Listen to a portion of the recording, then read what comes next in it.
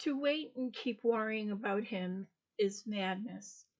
I should be able to have great opportunities ahead of me if I just cut away from him and look for them. I need to help my family hold up.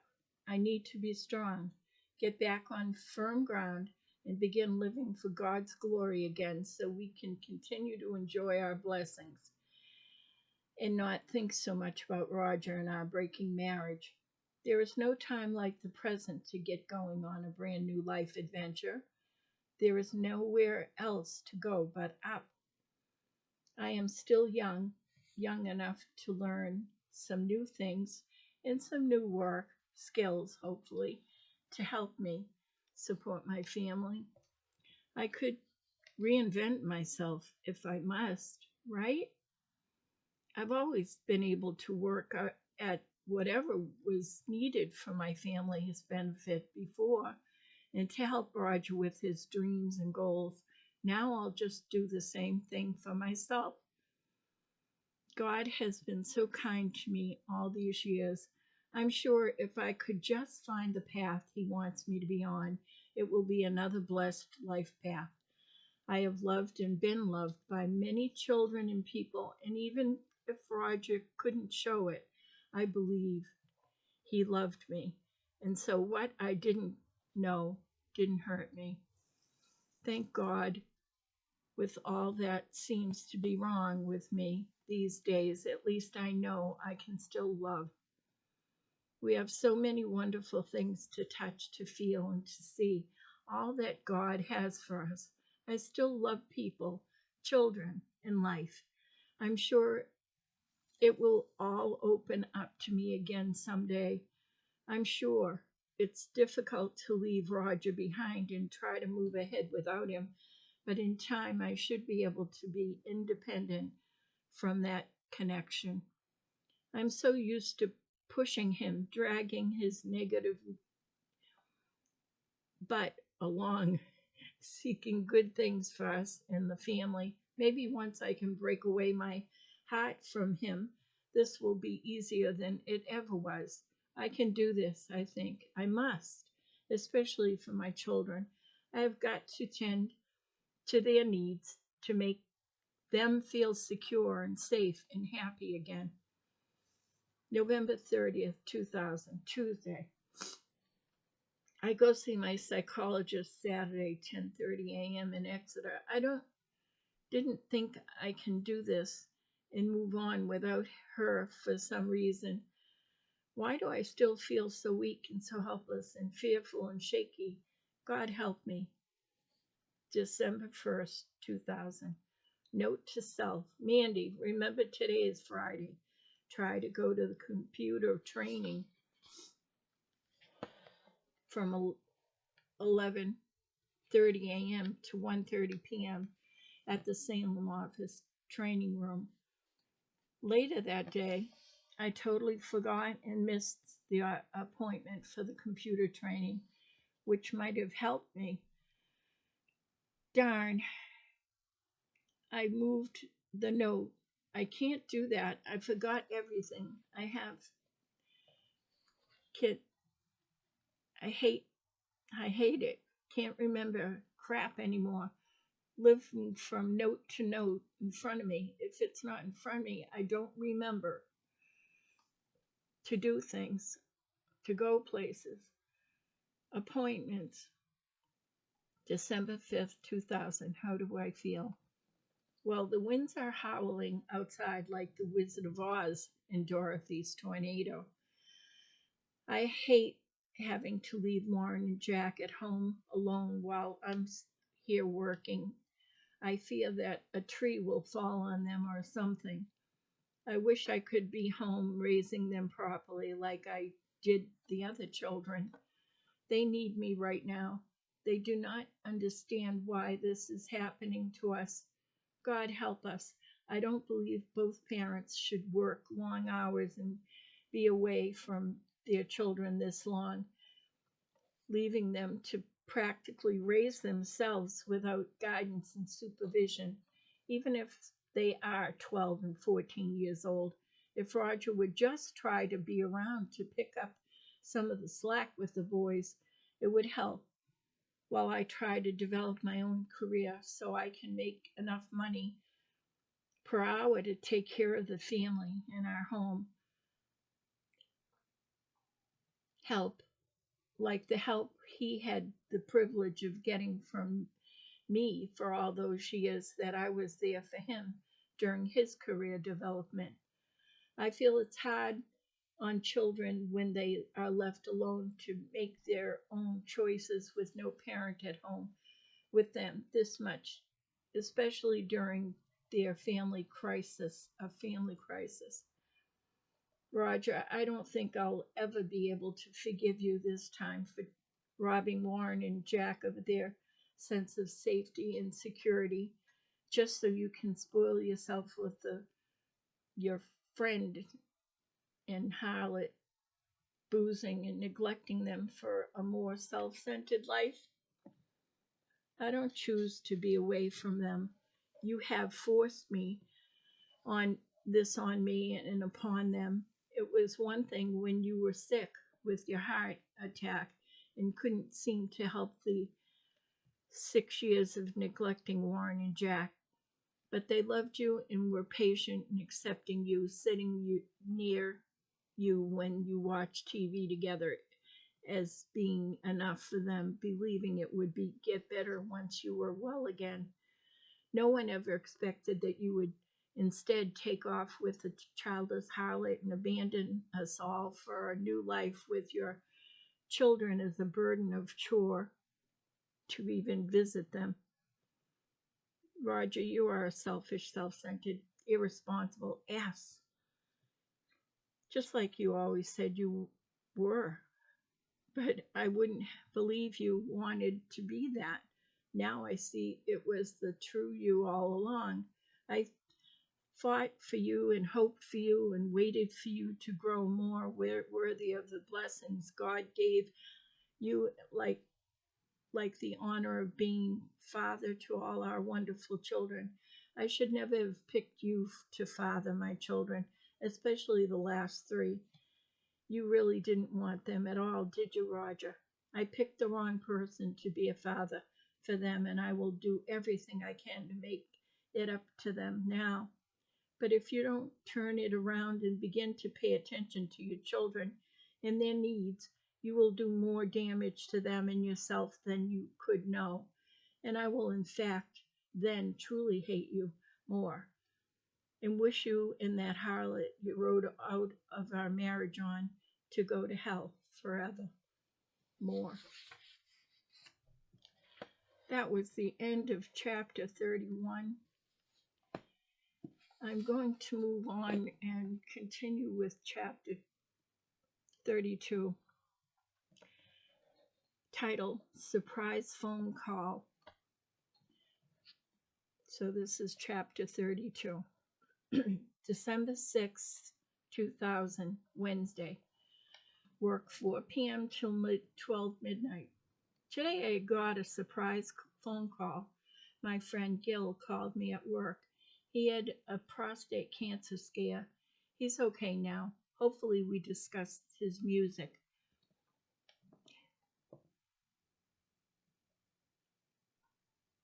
Hopefully.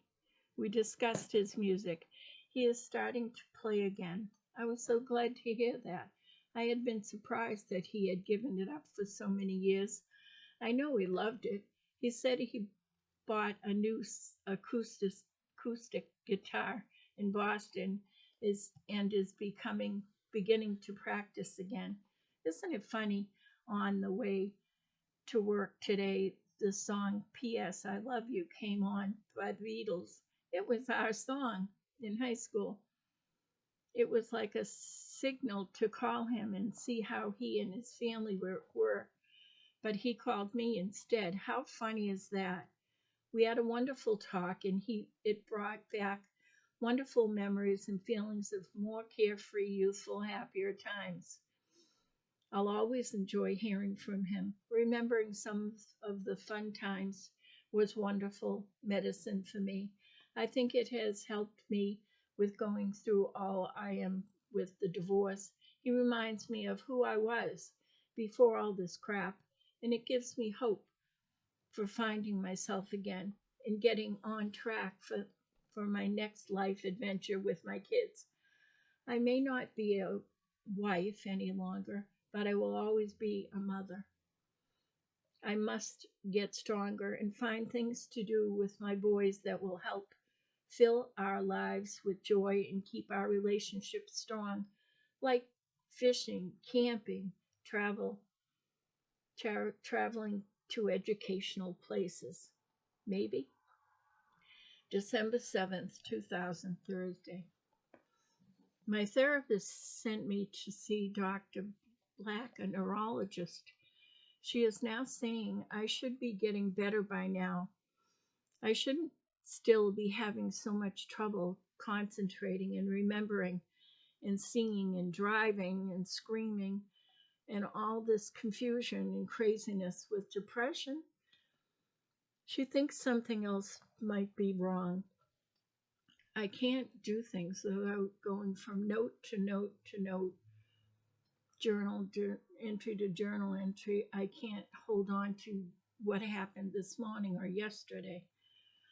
Like an angry injury to my brain from my fall, which is causing me to be unable to handle what's happening in my life right now, and is the cause of my inability to transfer verbal instructions onto paper, even just a phone number. I can write directly from my head, okay. It's mainly what I hear I can't seem to transfer. We had thought it was just depression, or the therapist thought it was depression, but maybe it is something more. I need to remember Dr. Black's office is on Route 33 in Portsmouth in a brick complex on left near the hospital. I wrote it down in several places. I will remind myself every day and throughout the day until I am able to go. I called my sister Sherry to see if she would get with me and help remember my appointment for me. I don't want to miss this appointment to see what's wrong with me. December 11th, 2000, Monday. I get to do Mim's work 9 a.m. to noon. More money for Christmas. Yay. December 13th, 2000, Wednesday. I work from 4 to midnight and for Christmas party in Manchester with clients, and then after a party after at work. December 14th, 2000, Thursday. Christmas lunch with staff, 12 to 1:30 p.m. Mandy writes another poem. Poem. Hello, is anyone there? As I walk alone down a narrow path that I painted so long ago, my steps should get much faster, but instead I am walking slow. I've walked this road for many years. I've had my smiles and I've had shed my tears. I often wonder what might have been had I not married my childhood friend. I thought I knew him oh so well, but when he was ready to leave, I couldn't tell. Was our life such a lie? That's all it could be. Was I so gullible I just could not see? He never loved me like a husband should. I don't even think that he ever could. I painted him wonderful with colors so bright. I guess the colorful pictures were just not right. He did not care for the children or give me a crumb. And you can say this for certain, he's a pain in the bum. That's a cute cute poem for a prayer. December 17th, 2000, 10 a.m. How do I feel? Mandy says, well, I can see my children are surely fatherless. He may as well be dead to us. Is he there to guide his sons? No. Protect them? No. How can he be? His eyes are on her alone. His eyes are not on them at all. Nurture them? No. Too busy self-satisfying. Could he be there for them and be divorced from me? You would think so.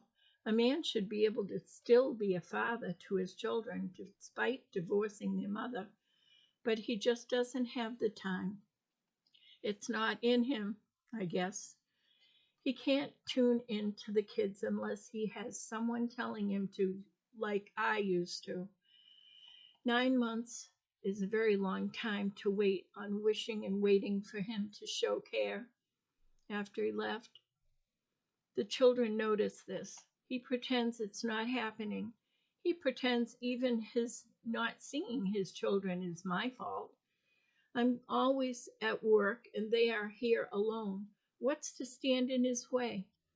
He's too busy going away on the weekends with his sister type friend. And when he does see them, it's not without shoving Marcelina in their faces, like no one else matters to him. Friday evenings, Sunday evenings, visits have been a joke, either ignored altogether, cast aside, or delayed. They seem unimportant to him. Or it's the sister friend keeping him away, keeping him busy. Well, that's no excuse for neglecting his children like he does. This is the biggest reason he and I have any disagreement.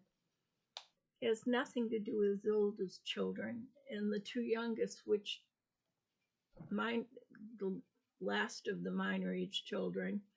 Well, actually, there's two more that they're all under 18, so it's four. This is the biggest reason he and I have any disagreements. When he hurts them, it hurts me. I speak up for the boys, and he insists there is nothing wrong between him and the boys, and it's all in my head. I live with them. I know what they are going through. They talk to me, and I know Roger and how he closes to these things like he's oblivious, that big emotional door to blank us all out whenever he chooses. He has always done it, even before he left.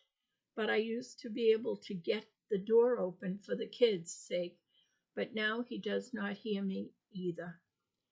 We have got to learn to go on without him. He doesn't seem to care what happens to any of us. We could be without he, sick, or in trouble, and his excuse for not being there is because he is trying to have a life. He doesn't help with the boys' education anymore. He doesn't help buying clothes for them. I ask him to help with purchasing coats, and winter clothes are the simplest things, and he says a flat no. And he, like his father before him, and what his father did to him when he was young, finds plenty of words to put the boys down, like we do not deserve anything anymore. He's done enough. We have got to go on without him and let him keep his crumbs. No one could survive on them anyways. Stick your crumbs up where the sun doesn't shine, Roger. I hope you both choke on the choices you have made in this one life God gave you. You are no good, self-centered jerk. December 12th, 2000. How do I feel? My heart continues to cry the silent cry about the game he is playing with me, selfishly taunting me, shoving her in my face and the face of our children, calling me the liar and taunting our children with the deception, making the importance of their birth, mocking the importance of their birth. Is this what we brought them into this world together for? He abandoned them and me as unworthy of sharing his life while he pursues the temptress harlot like a sin filled adulterer, looking down his nose at us like we are the unworthy ones. But they are the unworthy ones, and we should not regret the loss of him, but we do. Roger, your true colors are starting to show for even the world to see, and I'm glad. I'm tired of covering up for you all your life so you can get the credit for all I did to encourage you to be a good man and help guide you. No, guide to be a great man. Is it God who is plucking you from my side? I hope he removes the pain you have caused us as well. You would never have gotten away with all the mean things you have done throughout our life if I didn't stick up for you and protect you from yourself for all these years, cleaning up your meanness, your messes, and coaxing you along to be a better person. Now you go off like you're better than me, better than all of us. You're a snob now, but you know that I know better. I lived with you for all those years, remember? I knew you as a teen. You never could have earned or deserved the good name or life you had without me or someone like me who worked hard to soften your grouchiness and your coldness. That selfish harlot you're with now is a fake Christian and selfish liar. Good luck with that. The children I made you. She destroys all you were. Without me and you would have been a lost drunk. You even said so. You said so yourself. Now what will you do? What will you be? Now you take what we built together and leave it for the booze and the harlot?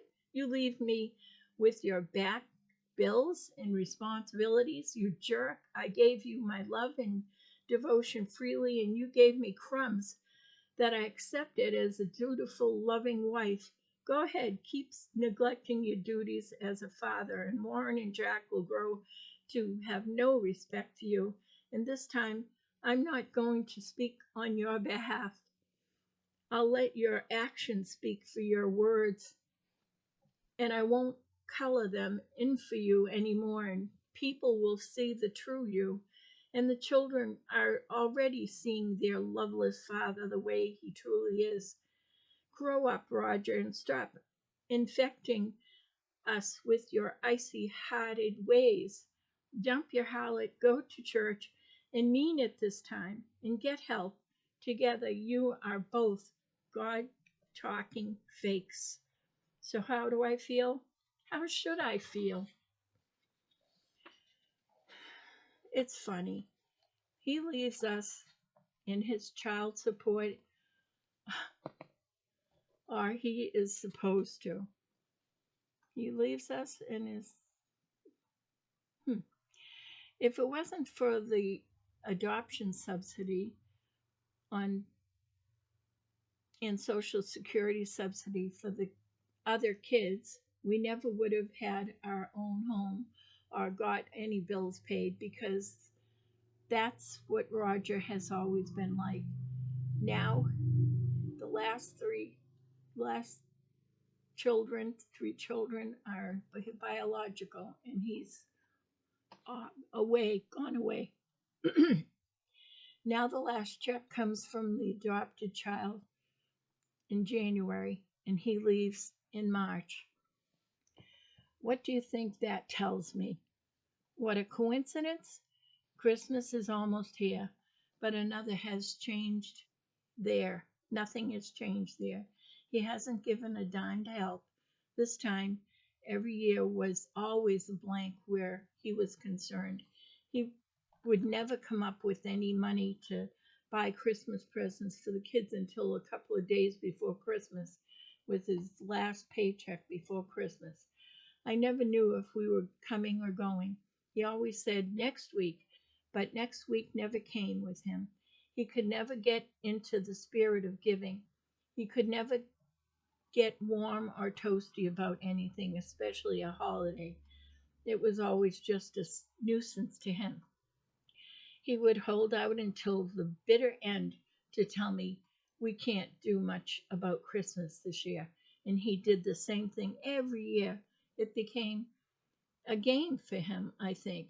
So he could mope and be miserable and beat himself up for being a lousy father, a problem he carried over from his childhood feelings of unworthiness instilled by his own father. He always set that up, and then I would have to fix things and cheer him up and tell him how wonderful he is and encourage him not to feel bad because everything was going to be just fine. God is good. We did this year after year after year, and holiday after holiday, and special occasion after special occasion. I would have to plan and sneak a dollar here and there from grocery money and go to yard sales after yard sales in August just to stack used toys and things away and prepare for him to say at the last moment, we have no money for Christmas presents for the kids this year. Year after year, and each year I'd surprise him with all the hidden presents that I already wrapped that I got from the yard sales in Building 19. And each year he would tell me how wonderful I was to be so clever and what would be he do without me to plan from the land of the lost toys just in case we couldn't afford any new toys at Christmas. It seemed no matter how much I would try to make a plan ahead with him, he would say yes, but then change things, and soon there would be no would soon they would be all messed up, and once again there would be no money for Christmas again and again and again.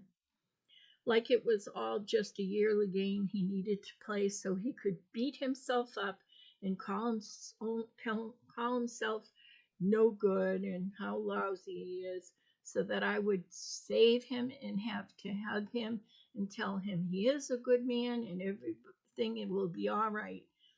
It was the same way with paying the bills. He'd say, I've got it covered. Don't worry about it. But I would worry, and I would save change when I did this laundry and a dollar here and there out of his wallet and stash it away for when a big bill came in. I would remind him the bill was coming due, and he would grouch at me and for reminding him. I know I have it covered. I'll have it. Don't worry about it. Then the week the bill is due, to go out, he would go out and buy something crazy or bring home Chinese food for the family like a big man. And the day the bill was due, he would come to me like a hurt lion, all guilty and grouchy, and say, I don't have it. And if I should say, why not? He would grouch, well, I thought bought Chinese food for you and the kids. Then he would act all guilty and call himself self names again and pout.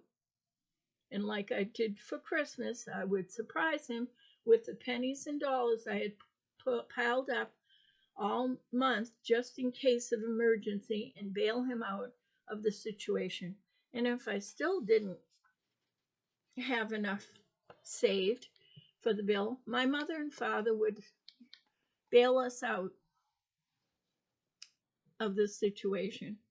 Then I'd have to nurse his wounds while he was calling himself names like dumb, stupid, and an ass. I would remind him of all the good things he does, and then he would tell me how wonderful I am and how I am too good for him, and he would be affectionate, grab a quickie maybe, and then act like he feels bad again about it because a quickie saying he's sorry He would say he couldn't help it because of how bad he was feeling and promised me it wouldn't be better next time. Lucky me, but there never seemed to be a next time. Each next time you was a quickie, and this happened repeatedly. We were a broken record. I'd if ask him to get help for his problems so we could stop repeating it all, and he would say he would, and that he wanted to, and promise he would be continuously put it off, but then he would continuously put it off for all sorts of reasons and never could be make the time for getting help. With such a large family, we had wonderful Christmases overall, even though Christmases usually started out with Roger being grouchy every Christmas about something. But after he got over that, it would turn out fun thanks to the yard sales, shops, and secondhand toys that I would clean up and make beautiful, and that Roger's last week's check he would bring home, which we spent on Christmas dinner and last minute tiny toys or two.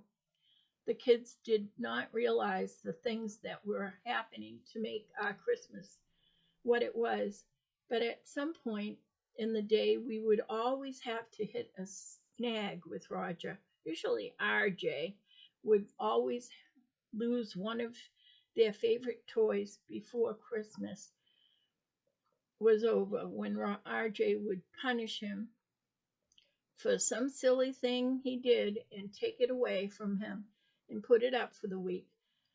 Just like clockwork, Roger had to punish someone on the holiday. God forbid we should stay excited and happy all day. When it came to having the kids' school clothes, we had have have a fight about it each year. I bought most of their clothes at yard sales and Goodwill, but I would insist on one outfit each bought at the store each year, usually on sale, and notebooks and pens and pencils and lunch boxes.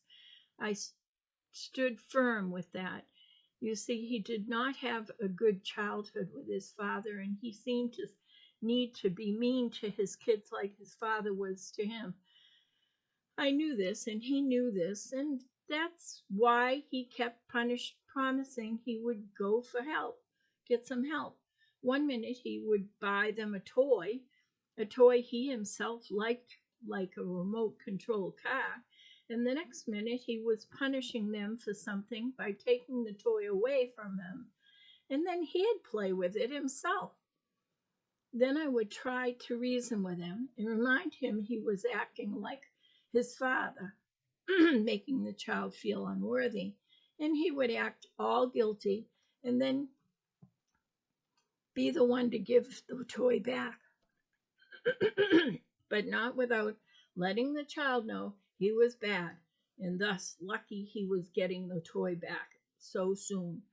Roger talked about not wanting to be like his father and how hard his life was growing up, and he was constantly beating himself up when he acted like his father with his children. And it would slow down a bit, but it never stopped. This always got to me. I was always trying to make his life better and make him feel important and loved and worthy. It kept him going and made him shine because I covered up so much of the behavior for him, for not just his sake, but for the children.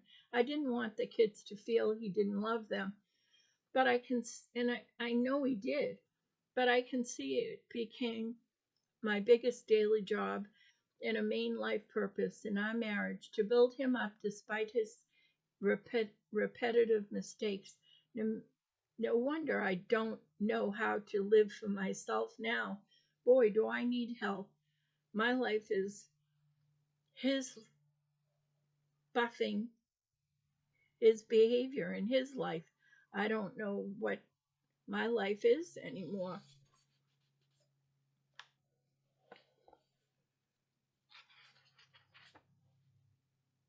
We're into the next chapter. And the next chapter is chapter 33, and it starts with a poem. Hello, Are You There? Is the title. I love Mandy's poems. Hello, are you there? Did you ever even care? Are you dumb? Are you blind? Can't you feel? What's the matter with your brain? Why can't you stop spreading pain? Like your father did before, you just walk out the door? What a waste, what a crime, what a shame. And you have no one else to blame. You had a choice and chose the way, gave up your soul, it's clear to say. What a sad and hurtful day. So now, please, just go away. We don't deserve your midlife crisis dealt out to us this way. God save us from the evil that takes your heart away. Oh, then there's the song Mandy wrote. Song titled, You Chewed Me Up and Spit Me Out. You chewed me up and spit me out and threw away the key. Now all that's left is to scream and shout and cry out on bended knee. You chewed me up and spit me out, and you told me we were through. There was nothing more that I could say except goodbye to you. You chewed me up, then spit me out, and shattered all our dreams. There's nothing left but heartache, just all dashed hopes and dreams. 30 years together with many hopes and fears, still much time to be happy or even wipe away the tears. You stayed away late just working, or so that's what you said. As I cuddled your empty pillow sleeping, you were lying in her bed. You told me lies and broke our vows. Well, let her share the shame. I'll take my heart through though broken, and she can have your name. You chewed me up and spit me out. Left to the wolves I cry. Our years meant nothing to you. Your word, your love just lies. December 17th, 2000. I wonder, is there anyone out there just waiting for me to come along? The right man for me this time? The one who was meant for me all long ago? But I was too impulsive and stupid about saving my sorrowful best friend to wait for Mr. Right to find me. Or have I blown it and missed my chance for the kind of happiness? Maybe it will always be this way for me. Maybe this was what was intended for me. I guess I should have become a nun like I thought I wanted to be once when I was very young. But then I wouldn't have had these wonderful children. So I guess I'm happy. I didn't choose to be a nun, I mean. Didn't choose to be a nun. They make my life worthwhile. Well, I guess if I made it this many years without true love and still feel I lived a very lucky and valuable life and received many blessings, there is hope that one day this pain and fear and confusion will ease and I can get back to being myself and appreciating the little things in life that are so special, and I could be satisfied with that. But right now, I just wish there was someone to hold me, love me and my family, and protect us. Someone to lean on and share the good and the bad of the rest of this life with. December 18th, 2000, Monday. I must go to see Dr. Forrester, psychiatrist, about meds at the Seacoast Mental Health, Portsmouth. But I do not want to take any meds because since my accident, I have trouble enough with vertigo and tiredness and poor concentration and confusion without medicating making me any worse. I have a family to take care of. I must work and drive a lot and stay with it, or I'll fail us all. It's hard enough trying to keep it all together without playing the med works game. I'm so afraid of being more out of control or even less able to function or think. I have too much I have got to do just to survive and help my family make it through all this mess. God help me. I hope the doctor understands. The doctor agrees with me that I do not have to go on the antidepressants. I am going through some real hell and believe I must go through it without covering it up with sedation. I'm loopy enough and need to be as clear as possible to function well enough to get through it all. December 23rd, 2006 p.m. How do I feel? There are so many people with greater crosses to bear than we have. Why can't I handle this? Why couldn't my husband have been the good one, good man, the hero that I had always made him out to be and hoped for him to become for real in his own heart someday? I believed in him. Why did he have to keep on chasing that bear instead of dealing with his inner demons and working through them so he could become that man? Why couldn't he open his heart for real to the children in me? I tried desperately to give him the love and support, nurturing he said he missed while growing up.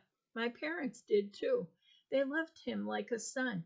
No matter what examples we set, he could not seem to get the idea of honor.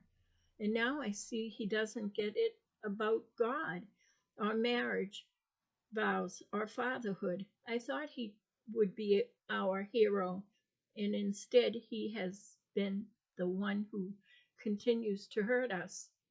Roger, how could you have just not gotten it? The truth, honesty, love, commitment. How could you have not meant your marriage vows and cared more for your family? It's like you spent our whole life sitting on the edge of the bridge, waiting for an excuse to jump back into the life of the alcohol and cold selfishness. And that harlot gave you the push. Roger, why couldn't you have loved us and wanted to be a good, God loving man? Honest, honorable example of a husband and father to our family and especially your children. Why was it all just so hard for you to grasp? Why couldn't you be happy to be there to help and see your youngest boys grow? Why couldn't you have given me some time and effort towards my own growth instead of demanding so much of me, sucking my chance of building my talents, work, skills, and or personal dreams? Why did you promise me it would be my turn soon and lie to me when you had one foot out of the door with Marcelina? Why did you leave me so unfinished to run off to build her materialist life dreams instead? Why? Is it because she would drink with you? Why did you use me up for 30 years, leaving me with your unfinished promises? Why did I continue to believe in you year after year, even after each selfish act? After each selfish act? Why did I waste my youth on you? Why did we get married?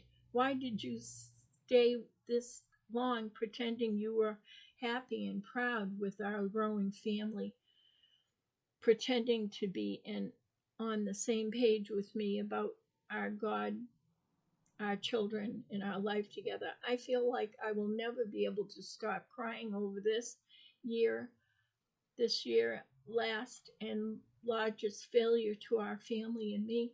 How could you be so selfish? You miserable, cold hearted, self alcoholic chasing bum. Why didn't I listened to my mother in the beginning when she begged me not to marry you. But did I listen? No, I thought there was something in your worth investing my heart in. Now look what I have in show for my 30 years devotion to you. You throw me aside for a selfish harlot. I was so wrong to give my heart over to you, and I wish I got out when I had the chance after our first few years together when I kicked you out because you were a miserable, mean alcoholic like your father and getting abusive to the baby. Poor RGJ. I gave you another chance because you promised to quit the drink, but that did not change when you really were. That didn't change who you really were, did it? I can see that now, but it's so too little too late. Mandy writes another poem. Poem, Empty Promise. All you gave were empty promises of all that we could be. If I would only stay by your side, you'd try your best, I'd see. But though these were words with no intent, and why did I believe? 30 years I wasted just to see you leave. Had you given us a prayer then, you may have even cared, but instead you were busy running out on everything we shared. You never had it in you to tell the truth to me, that your heart was cold and locked away for no one ever to see. In cold, in darkness, vacuum packed, a heart unable to shed a bead, chipping away at our marriage day by day until you were able to cheat. It was not just me you cheated when you chose a path with that harlot to do. You cheated yourself of a love so strong from your childhood, and I for you. What is left of that love is all but gone, but spent as months turn to year. What is left will soon just shrivel away like the stain from my dried up tear. Still December 23rd, 2000. How do I feel? His first book has got the year, first year. How do I feel? So so tired and drained, sad for all of us. Our family dies, blown up by my own husband. Yet I'm still so sad for my husband who felt the need to abandon a life and family he should have been proud of and treasured. If he could have just dropped his need to be miserable. I'm so ashamed of his selfish, sneaky way of running from his family responsibilities to drink, and he with a childless harlot, sneaking out the back door with a slut drinking man, eating sin-filled woman from the well. Alcohol. I wish I could get strong enough to never miss him or need him or want him, but I feel so sad that I no longer can believe in him.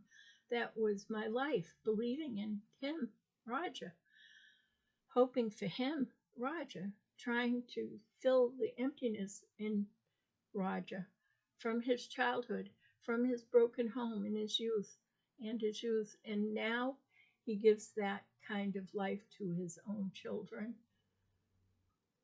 Bad life. Roger, I'll never believe you could do this to us. Never. After you told me you would never want to be like your father and do to your family what he did to you and your family, I will never understand how you could give up on that struggle to be a better man, a better father, a better husband than the example your father set for you. Not after all I believed we meant to each other. I can't believe you could tell me now that you were just humoring me. All these years you were just humoring me. You didn't want to have a good life raising our children together. You said you loved me. You lied. Just humoring me for what? Why? Why wait 30 years to tell me you didn't love me? Why wait until our family is almost grown to tell me? Why couldn't you have left in the beginning when I was ready to let you go rather than see you hurt our children their first years when you were in your mean alcoholic state? I had to decide whether to leave you for the children's sake or stay with you and believe you uh, wanted to change for all our sake. You lied when you said you wanted to change and didn't want to be like your father.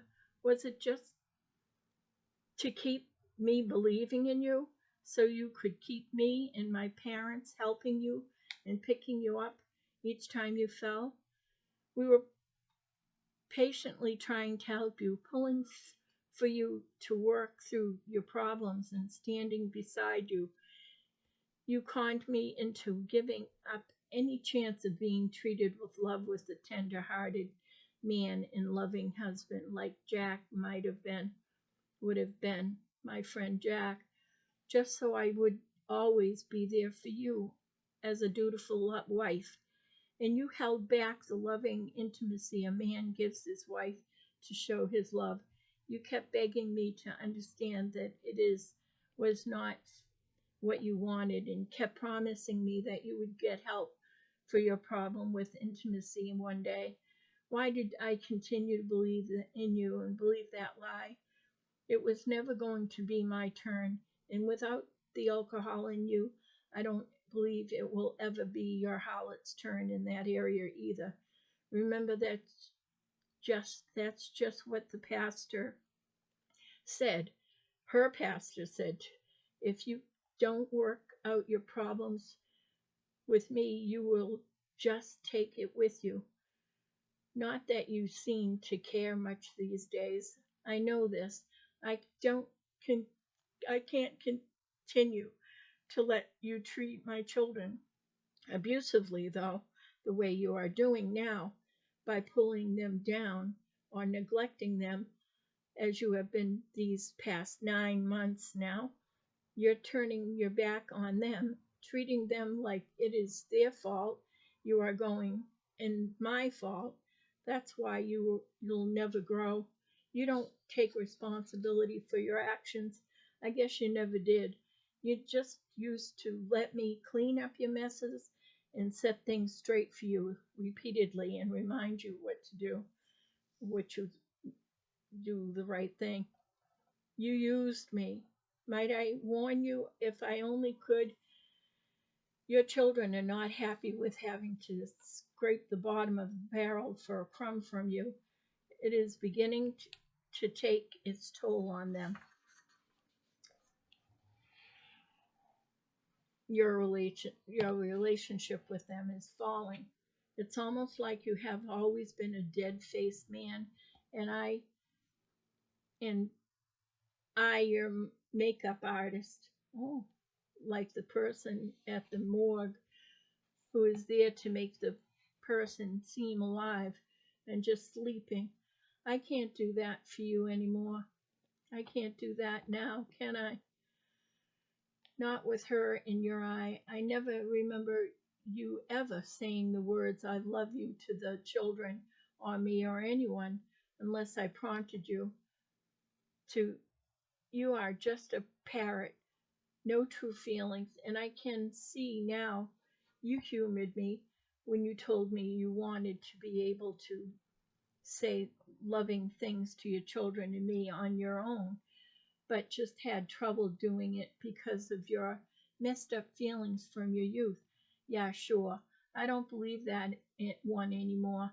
Marcelina is just like you, or you would, or you are just like her. She must have a cold, selfish heart. No good woman could break up a family like this. Is that why you both want each other so much because you both are so much alike. I believe your mutual love of alcohol is what keeps you both so close and happy. What's going to happen if one of you must sober up? You'll see it's just fake love, but it will be too late to save your family from the fate you set in motion. Roger, I believe now that I never want you back. I could not bear to spend another minute with someone who could false about be so false about love, especially for our life, our family, and God, especially for our children. I should never have begged you to father the last three boys. It was stupid of me to continue to have children with you. Look what it cost them. I guess I wanted the children in our family more than I wanted to see you for who you really were. I should have known when you didn't want me to get pregnant with our second child, Luke, that you were not getting going to put your true heart into having a family. But I was young and naive. If I had listened to the signals you were throwing out, even way back then, I shouldn't have had any children with you after our first child, Jennifer, was born, and you couldn't even be there for her birth. Thinking only of yourself and leaving me in the hospital while, rather than staying with me, you went sneaking home to have a nap. And especially after having our son Luke, I had to cry and beg you to have him, to be able to have him.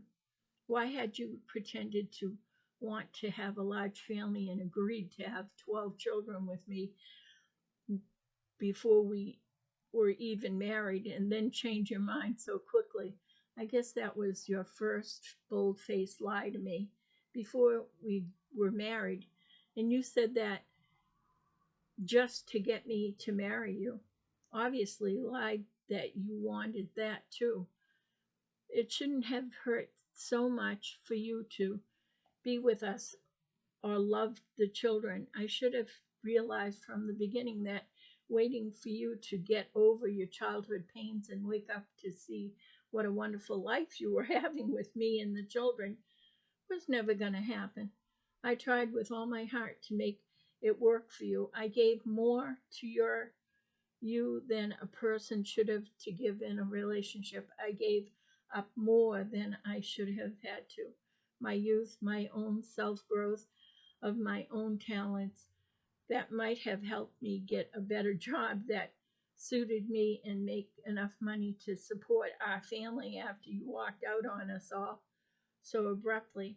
I should have been more selfish and not given up so much for you and held you more accountable for a lot of your selfish behavior. And maybe I could have seen this coming and been more prepared.